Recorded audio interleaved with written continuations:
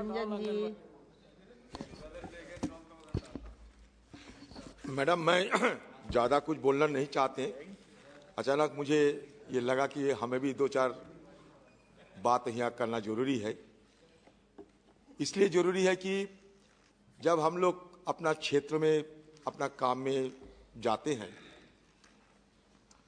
चाहे कोई जुलूस निकाले या कोई दूसरे पॉलिटिकल काम के लिए, तो हर वक्त गांव में जो आंगनवाड़ी वर्कर रहते हैं, काम करती है, वो सारे आके गुजारिश करते हैं, एक ही मांग करते हैं कि आप लोग सारे एमपी बन चुके हैं, दिल्ली से जाकर सरकार से कहकर हमारे लिए कोई सुविधा मुहैया कराइए, क्योंकि हमारी ज़िंदगी गुजारना बड़ा मुश्किल होते जा रहे हैं।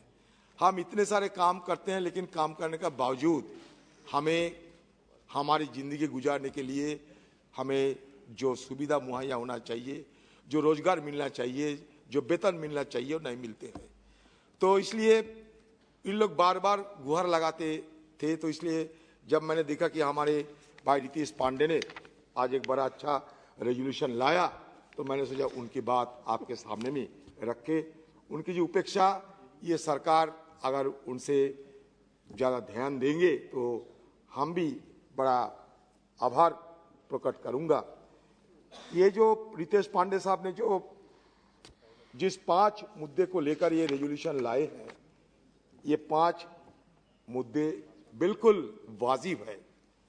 देखिए, आज हम सब मानते हैं कि हम एमपी बने हैं, लेकिन अगले जमाना, आज हम देश की एमपी बने हैं, सरकार के बड़े बड़े मंत्री यहाँ बैठे हैं, लेकिन अगले जमाना मतलब future will be ruled by our children. अगले जमाना, अगले दिन आज की जो बच्चे वो हमारे रूलर बनेगी। तो आज की जो बच्चे रूलर बनने के लायक अगर हो, इसीलिए ना सबको मेहनत करना पड़ेगी। तो ये मेहनत करने के लिए हम सबको इकट्ठा प्रयास करना जरूरी है। इसे मद्देनजर 1975 में इस देश में पहले आईसीडीएस की ये धारणा ये लागू करने की कोशिश किए गए हैं। आज से ये चलते आते हैं, कभी प्लानिंग कमीशन, कभी नीति आयोग, कभी कस्तूररंगन कमेटी, बहुत सारे अनुशंसा भी किए हैं, बहुत सारे पॉलिसी अपनाए हैं, और धीरे धीरे जरूर हम प्रगति जरूर कर रहे हैं, लेकिन जो हमारा मकसद, वो मकसद अभी भी पूरा नहीं होते हैं। ये कहते हैं कि 12,000 हमारे आंगनवाड़ी और आशा कर्मियों की जो वर्कर को जो तनख्वाह मिलते हैं, तनख्वाह तो नहीं, ऑनरेरियम मिलते हैं। ये ऑनरेरियम को लिए, ऑनरेरियम के बदले सैलरी मांग करते हैं हम लोग, अलाउंस। तो ये तो बहुत ज्यादा मतलब मात्रा में है। बंगाल में 7,500, 6,000, ये बहुत है। केरल में, मैं तो ये सुन के हैरान होते, केरल में फिर भी 12,000 रुपया देते हैं, बंगाल में 7,500, ये 6,000, कैसे चलेगी? आज बाजार में जिस तरीके से सारे चीज महंगे होते जा रहे हैं, ये सबको सोचना चाहिए। ये हमारे घर की ये छोटे छोटे बहनें हैं, इनकी जिंदगी में हम इसको मदद करने के लिए क्या कर रहे हैं? ये सरकार की, सूबे की सरकार की हिस्सा होते हैं, केंद्र सरकार की हिस्सा होते हैं। सूबे की सरकार देते हैं, कभी कभी नहीं देते हैं, कभी केंद्र की सरकार भेजते हैं, नहीं भेजते हैं। सारे की सारे जो आंगनवाड़ी जो वर्कर है, एक अनिश्चित जिंदगी गुजारते हैं, बिल्कुल अनिश्चित। तो मतलब ये है कि जो हमारे ये भविष्य प्रजन्मों के लिए, हमारे फ्यूचर जनरेशन के लिए इतने सारे मेहनत करते हैं। और दानिश भाई जो कहते थे कि जो कोविड हुई थी, कोविड संक्रमण के समय ये आंगनवाड़ी वर्कर जो फ्रंट लाइन वर्कर होते हुए अपने जान को बाजी रखते हुए जिस कदर सेवा किए हैं, मदद किए हैं हिंदुस्तान के सब लोगों को अपनी जिंदगी बचाने के लिए, इसको हम सबको तहे दिल से कदर करना चाहिए, तहे दिल से इनको सबके लिए आभार प्रकट करना चाहिए। फिर भी इन लोगों को और बहुत सारे सुविधा से हम क्यों वंचित कर रहे हैं?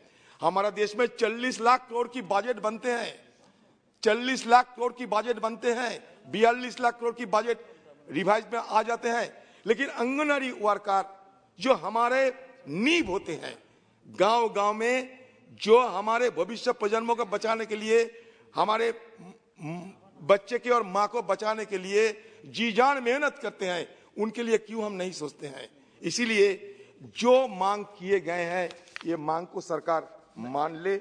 और ये मैं 2-3 सलाह देना चाहते हैं कि कस्तूरी रंगन जो कमेटी उनकी सुपारिश के मुताबिक it has been stated that it is nearly impossible to fix the curve of education as an individual advances in age unless the imparting of education is done methodically from the toddler level। तो बचपन से toddler जब होते हैं उसमें से scientifically हमें इन लोगों को पढ़ा लिखा कराना चाहिए। The need of the hour is for a method that blends an efficient supplementary nutrition program with pedagogical process that make learning exciting। एक तो न्यूट्रिशन की मसला है, दूसरी तरफ लर्निंग की मसला।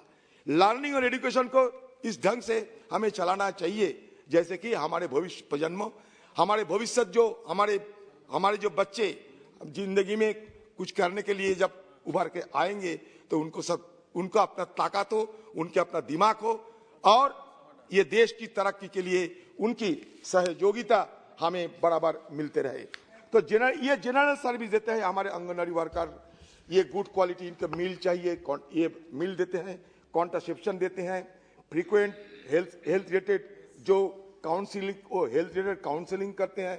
तो फिर भी इन लोगों की बीच में जो स्किल, ये स्किल की कमी तो है क्योंकि अब तक इन लोगों को अनस्किल्ड वर्कर माना जाता है। तो मैं चाहता हूं कि ये सरकार इनको स्किल्ड वर्कर बनाने के लिए भी कुछ कदम उठाए। बड़े बड़े ज्ञानी व्यक्ति यहाँ बैठे हैं, हमारे वैष्णव साहब भी बैठे हैं। ये जो आंगनबाड़ी वर्कर को स्किल्ड बनाने के लिए आप लोगों को कुछ करना चाहिए, सरकार को कुछ करना चाहिए। तो मैं ये सारे मुद्दे को सामने रखते हुए तहे दिल से इनको समर्थन करता हूँ और इसके साथ साथ सरकार को ध्यान आकर्षण करते हुए ये कहने का कोशिश कर रहा हूँ और ये गुजारिश भी करता हूँ कि आंगनबाड़ी वर्कर को और आर्थिक सुविधा मुहैया किया जाए क्योंकि आर्थिक तंगी के साथ कोई ज्यादा सेवा चाहे भी तब भी नहीं हो पाते। इसीलिए ये रेजोल्यूशन को समर्थन करते हुए मैं अपने वाणी को विराम देता हूँ। नमस्कार।